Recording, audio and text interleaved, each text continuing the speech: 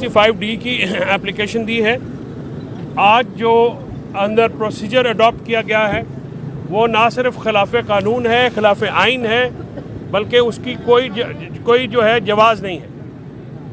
फ़र्द जुर्म जो है प्रोसिक्यूटर की तरफ से पढ़ के सुनाया गया, लोगों को कुछ पता नहीं था, वहाँ पे एप्लीकेशनें दी गई हैं, कुछ पश्तून स्पीकिंग हैं जिनको ये समझ में नहीं आई, कुछ दूसरी ज़बानों से इलाकों से ताल्लुक़ रखने वाले हैं। तो हमने उस पर एहतजाज किया कि आप इन सारे मामलात को किस तरह से देख सकते हैं।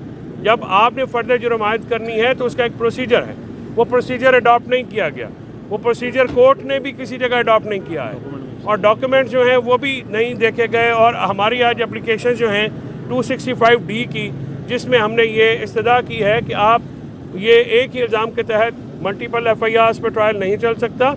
इसको जो है अभी सेक्शन 23 की हमारी एप्लीकेशन डिसमिस करके जज साहब बहुत जल्दी में थे और उन्होंने अदालती टाइम के बाद जो है ये फ़र्द जुर्म भी आयद की। हमने ये ऑब्जेक्शन दिए हैं, लेकिन बहुत अलार्मिंग बात यह है कि अभी जो है बाहर आते हुए ये बात उमर अयूब साहब जो हैं उनको, राजा बशारत साहब को फ़िलहाल, और दूसरी जो हमारी लीडरशिप है इसमें अहमद चट्टा हैं, राय हसन नवाज साहब हैं और दीगर जो हमारे दोस्त हैं वो वहाँ पे मौजूद हैं।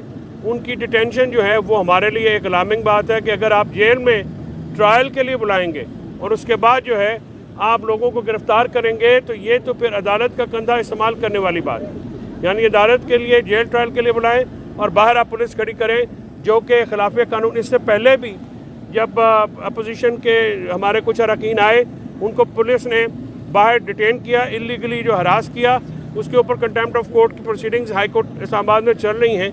लेकिन जो पंजाब पुलिस है और पंजाब हुकूमत है वो अपना बुग़्ज़, नफ़रत जो है वो नहीं छुपा सकती और वो उसको जो है अया करती रहती है इन तरह के फस्ताई हथकंडों से।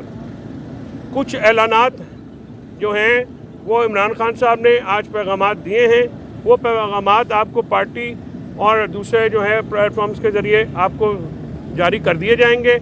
उसमें आगे का लाएमल भी दिया है इमरान खान साहब ने, हम कैसे 26 के बाद की जो सारी शहादतें हैं इसको कैसे डील करना है, इस पे हमारा अगला लाएमल क्या होगा।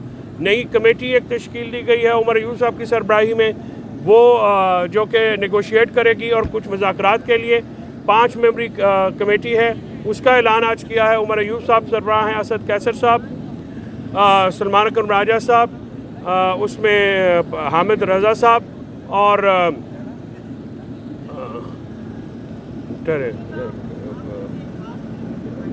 मैं दोबारा रिपीट करूंगा तो आप कौन, लाइव कट तो नहीं हो रहा है ना? तो बहरहाल ये 4 हैं और 5वें हमारे दोस्त हैं, मैं उनका भी नाम, ये 5 मेंबरान के ऊपर जो है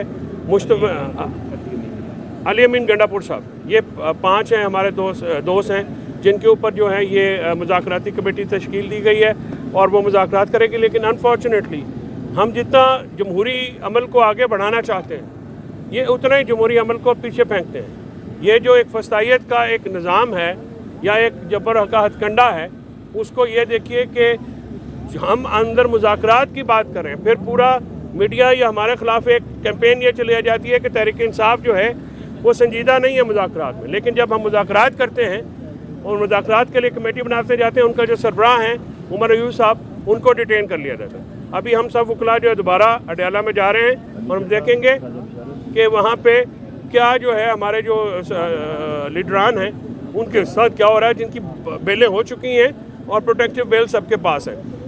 उनके बावजूद अगर किसी ने अपने इख्तियारात से तजावुज़ किया है तो उनको जो है हम बिल्कुल कंटेम्प्ट ऑफ कोर्ट में और दूसरी प्रोसीडिंग्स में भी लेके जाएंगे। आपका बहुत शुक्रिया, आपने हमेशा की तरह हमारी आवाज़ पहुँचाने में अपना रोल अदा किया, बहुत शुक्रिया। बस चलिए उन्होंने देखिए की करना है।